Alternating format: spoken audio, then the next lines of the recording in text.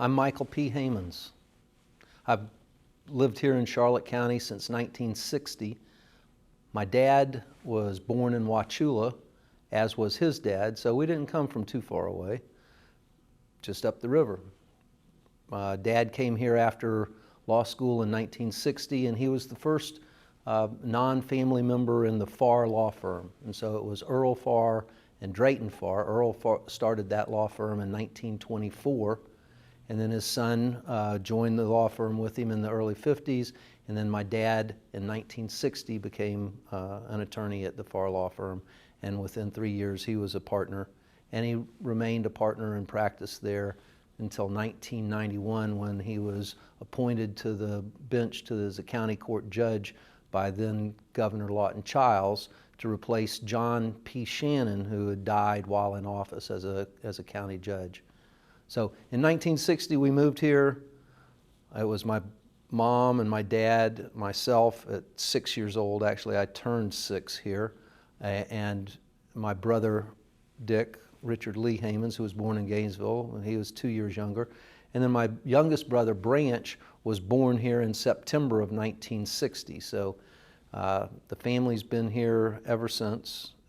We lived first at the old Wall Garden, which was on the corner of Booth and East Olympia. It was called the Wall Garden because there was this big wall around it, and it was a big, grand house with a huge, long family room, living room with a big fireplace at the end of it.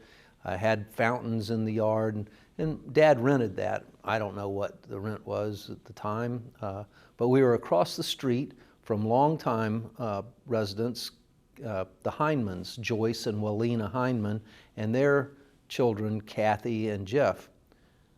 We were also catty-corner to Miss Sally Jones, who's had a school named after her, Sally Jones Elementary. She had been a teacher here in Charlotte County and then became supervisor of the schools, superintendent of the schools.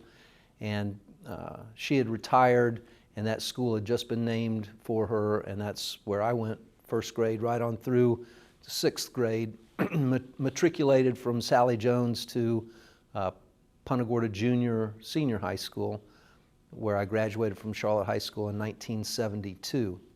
So Tarpon, T-A-R-P-O-N-S, Tarpons, you know. My dad was a regular civil and criminal defense attorney. He was the city attorney for many years during the 1960s. He was the one that did all the condemnation work for the establishment of the Hendrickson Dam, the water source that we have on Shell and Prairie Creeks for the city of Punta Gorda. I've done a general practice since I've been here. I went off to school. I wrestled. I was a wrestler. We had a great wrestling program here at Charlotte High School that George Sansone started back in the late 60s, early 70s. And 3 of us from that very first team of his ended up in college wrestling on scholarships and such. So I went off to East Carolina University, came back after not studying, and cost me 3 years in the Army. I was in the 82nd Airborne Division.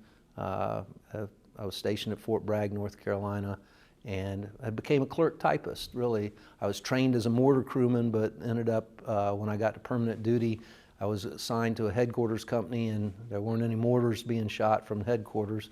And so I took a typing test. And Miss Overby had been my typing teacher in high school, and I had gotten up to almost 30 words a minute, but it rested back off. And so when I took the typing test, when I got to headquarters company for the 2nd Brigade at 82nd Airborne Division, I typed 13 words a minute. Well, the guy who was also, they were considering for that particular job, he typed 12 words a minute. So I got the job. Unfortunately, because as it turned out, the default job for the one that didn't get the typing job, he became the brigade photographer. And so he was gone all the time. You never knew where he was because he was off on assignment or in his dark room developing film and such. So he got the better job out of it. But during that time period, I realized that my language skills were better than most of the officers that I was typing for and writing for. And so I developed quick hands. I got to about 90 words a minute on an IBM Selectric. And it was back in the day when it had that ball, that rotating ball, if you remember that. And it was before the self-correction, and so you had to white out in order to fix your mistakes and such. But so got out of the Army, got married while I was in the Army to someone I'd met at East Carolina, and she was from North Wilkesboro, and we so got married, settled down. And so I came back and went to school, went to Edison Community College at the time, got an AA from there, went to the University of Florida, got a history degree, and the College of Law there at University of Florida. And came back and was hired by the Farr Law Firm where my dad practiced, and I got to practice law with my dad for 9 years before he went on the bench. And so 6 of those 9 years, we were partners together, owners of the company. Over the course of time, my son grew up. We had a child, Dylan Halcyon Haymans, and he graduated from Charlotte High School in 2000. He wrestled for me a little bit, but that wasn't his passion. His passion was springboard diving and swimming and a theater. And he ended up placing 10th in the state of Florida in springboard diving. I had a few years earlier with John Cole become the dive coach at Charlotte High School for 2 years. We started the diving program at Charlotte High. And I also had been an assistant wrestling coach at Charlotte High when I came back for a short period of time after the Army. When we moved from the Wall Garden in 1961 out to Punta Gorda Isles, we were the 50th house in Punta Gorda Isles. We lived on Boca Raton Court, which is in that first section of Punta Gorda Isles, and grew up on a canal, you know, with access to the harbor. We always had a boat. I've operated a boat on my own since I was 8 years old. We also had a trampoline in the backyard, which was an attractant for the neighborhood kids, and got pretty good on a trampoline. Actually did a talent contest as a trampoline act, and that allowed me to be a springboard diving coach, even though I really never did that myself. Was married here, built a house in 1995, still own that. My wife and I ended up divorced, and I was with another longtime Punta Gorda person whose family was from here, whom I knew since first grade for about 10 years. And then my wife, now Dawn, and I got married in 2009. And so we live in the house that I built, which is just out of town, south of town. Over time, at about 35 years old, as a practicing attorney, I was doing writing. I was writing poetry and such, and a buddy of mine, John Cole, whose dad was a founder of Punta Gorda Isles, he and I formed a duet. We called ourselves Moonshine Holler, and he was Moonshine and I was Holler, and we were really hot on the service club circuit for a while because we started out with songs about this place. And our first one was really a protest song against the state burning down some of the historic fish shacks down in Pine Island Sound and in Turtle Bay.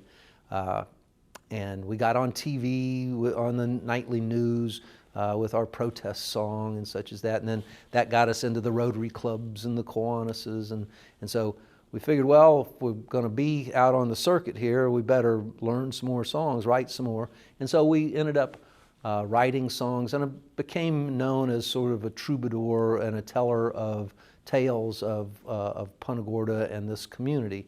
I still practice law. I left the Farr Law Firm in 2009 when I got married to my second wife, to my current wife, to my last and final wife.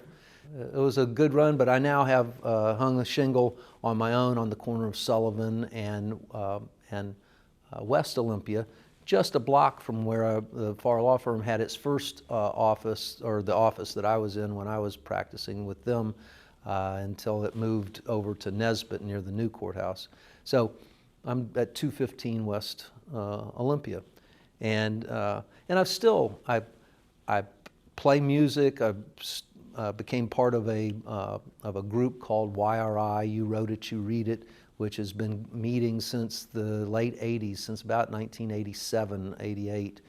We started that. Dawn McGibbon was instrumental in that, and she and I sort of had the brainstorm to do that, and we put that together, and it still exists. It still meets once a month someplace, often in people's homes, but in this time of COVID, we've been more outdoors and that kind of thing. But from that energy from the poetry group also spun the Punta Gorda Guitar Army, which is a neo-beatnik revolutionary ensemble, as named by Steve Blackwell, the late Steve Blackwell. And we went from a handful of people on Wednesday nights to then Johnny Cole died in a plane crash with his dad, Bud Cole, and his wife Maureen, and John's fiancee Loretta. They died in the Abacos in a plane crash, small plane crash. And Steve Blackwell said, you know, y'all started this thing on Wednesday nights at the Gilchrist Park in the gazebo, and we really need to continue that. And Steve opened the library at the school. He was a school librarian, on Wednesdays for study night. And so he said, if we can do it on Thursday, then I can show up every week. And so we moved it to Thursday, and it blossomed. I mean, it just exploded. And there was a time in the heyday of it when there would be 1,000 people in Gilchrist Park on a Thursday night, and there'd be 6 or 7 or more circles of musicians playing acoustic music. Then people started bringing amplification and started rolling sound over top of other people. It became a little contentious for a while. It broke up, but there was always this core group of hundreds of people that were coming to the park. And then the city redeveloped the park and stopped people from being able to get close to the gazebo with their vehicles. They took the parking off the grass and those kinds of things. And really, we came to realize how fragile what we thought was such an important and vigorous tradition, how fragile it really was.